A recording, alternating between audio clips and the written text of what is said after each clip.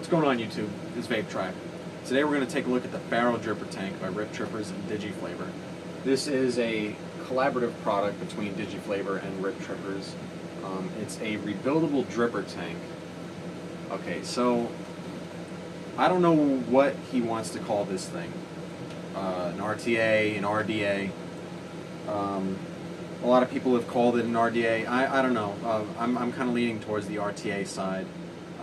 I know it's a small capacity, it's a small juice capacity. I know it's not like 5 milliliters, but regardless, there are wicks dropping down into a tank and feeding up to the coil. So I've had this tank about a week now, and I've really been enjoying it. And the flavor is really good. The vapor production, the overall quality in the vape is really exceptional. So let's dive down and take a look at it.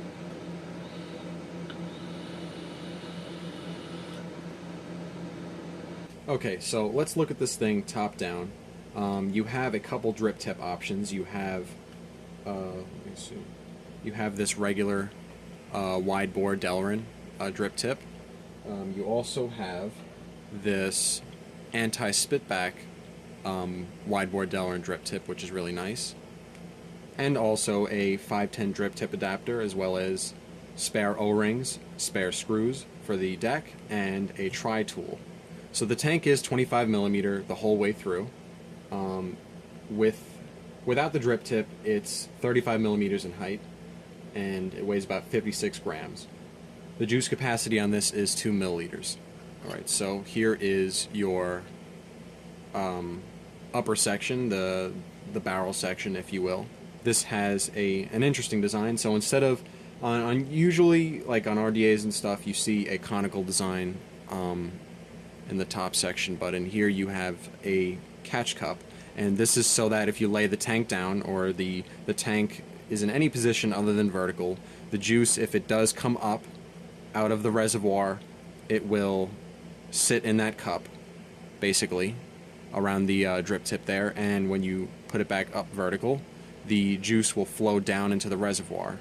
So I think that's a really nice design.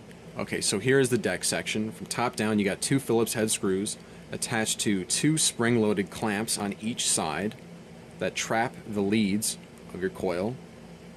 You have 3 air holes that correspond with the 3 air holes on the side of the device.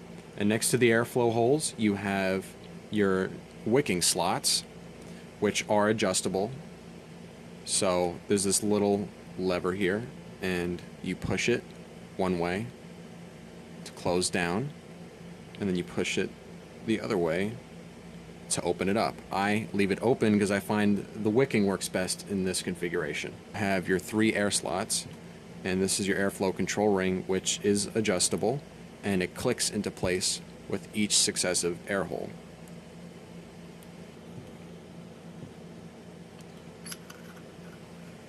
Alright, so right there in the base you'll see Pharaoh. I think that's a really cool design there. And underneath you'll see a RiP Trippers project, the dripper tank, and your serial number, manufactured by DigiFlavor.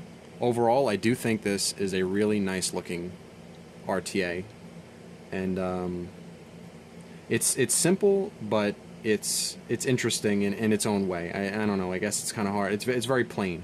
You know, there's no glass, there's no frilly engravings, there's none of that. It's just, you know, very simple in the way that it looks. But in the way that it operates, it's very, very efficient, and just overall a very nice RTA to use. Okay, so right now I am going to rebuild it and re-wick it, and I'll show you how to fill it up and use the device. Okay, so the way I have this, I have a 22 gauge round wire build. I'm not quite sure how many times I wrapped it, but make sure you wrap it so that each lead is opposite each other, like so, and bend the leads slightly inward, like that. You could use a pair of pliers, and what you do is you lift up these clamps, and they are spring-loaded, so they come up as you loosen them. So loosen them just enough so that you can get your leads in there, and insert them in.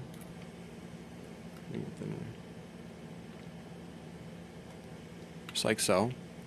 And then tighten down the leads with the clamps.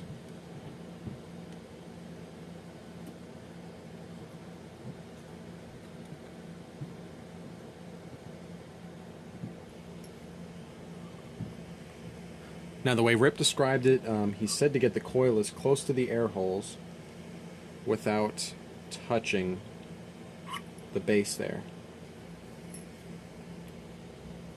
So I'm just going to pulse a little bit, make sure that there's no hot spots in here, that it glows from the inside out, which is good. Now take your cotton. You want the wick to be snug inside the coil. And for this, I'm going to do sort of like a Swedish cotton wicking method, where you roll the cotton up. So, roll it like this.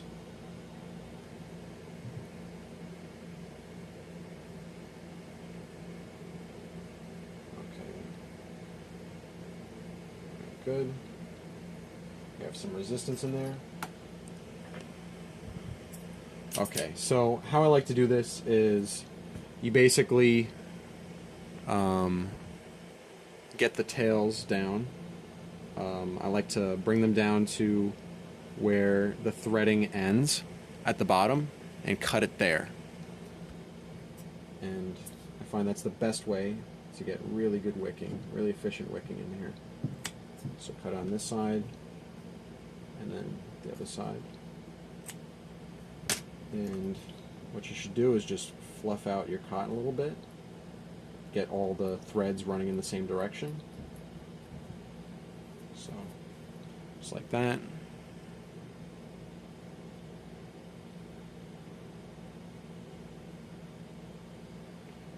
Okay. And what you should do at this point is insert the wicks into the wicking slots.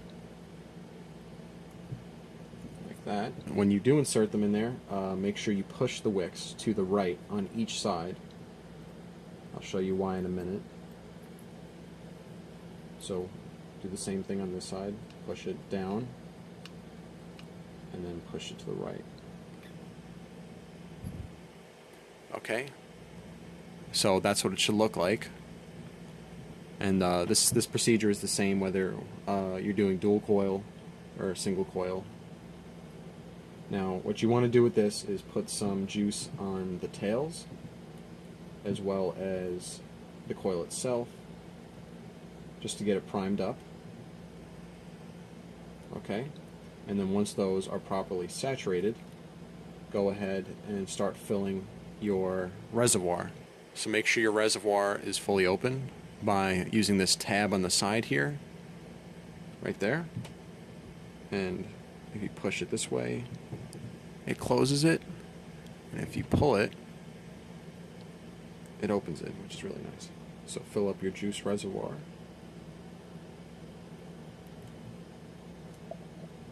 Start with one side.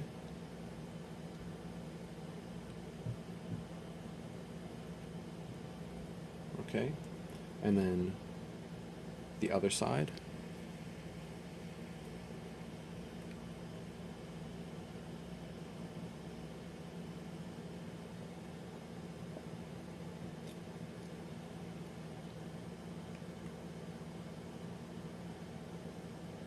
Okay, and as you're filling on one side and juice starts to pop out the other side, that means that you're full.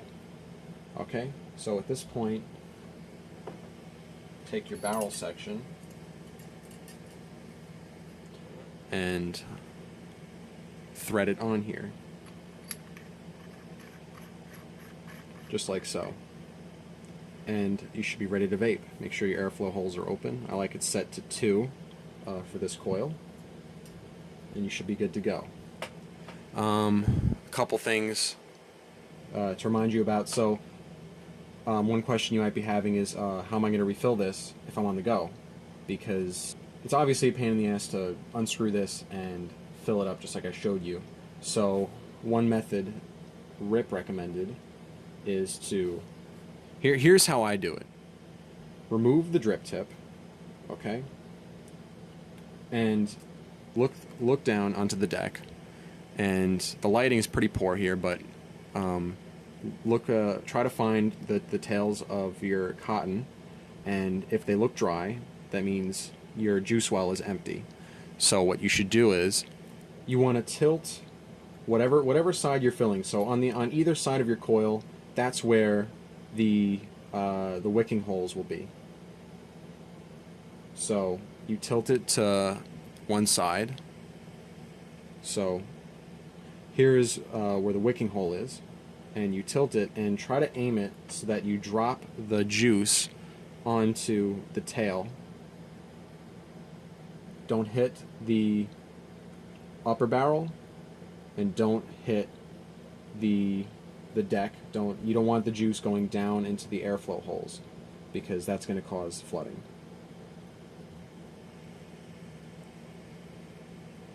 And then just do the same for the other side. He recommended doing 10 to 15 drops. Fill up that reservoir. This is probably going to be a trial and error thing, depending on what coil you have in there, depending on how much wick you have in the wick holes. You might have to do more or less drops. So take some time, do some experimenting with your configuration, and see if it overfills, if it doesn't overfill. However, I haven't had a problem. Just doing 10 to 15 drops is good enough for me. Okay, so once you have filled it up using your preferred method, replace the drip tip, and you should be good to go. Right now I have a 0.63 ohm build, and I'm vaping it at 42 watts. Let's give it a try.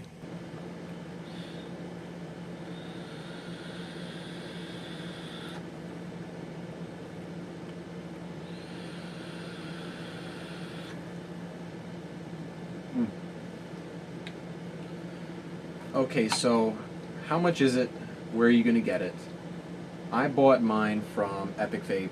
It looks like it's out of stock there, but there are other websites that you can go to. I am going to post them in the description so that you can find them. I'm pretty sure they're in stock right now somewhere. Alright, so as far as recommending this goes, I definitely do recommend it. There are some things that are cons, like if you do fill it up like you do the first time. So when you take the barrel off, you build your coil, you wick it up, and then you fill up the reservoir. If you do that on the go, like if you're out somewhere and you have to take off the barrel and put it somewhere and then fill it up, there will be juice buildup around that O-ring, and it does come out the sides of the tank, which is a con if you do it that way. However, I did try doing it the other method, where you take off the drip tip and you tilt it and you drip it into the reservoir. That method is pretty effective. You could figure out how many drops you could put in there just by experimenting. For a $40-something RTA, this thing is great. I've honestly, and the flavor is just exceptional. I mean, I've run Claptons in here. This right now is just a round wire, just regular macro coil, and the flavor is just insane. And the vapor production is actually pretty decent. It's really nice. It hasn't had any trouble keeping up as far as wicking. I haven't had any dry hits from this yet at all. It really does keep up.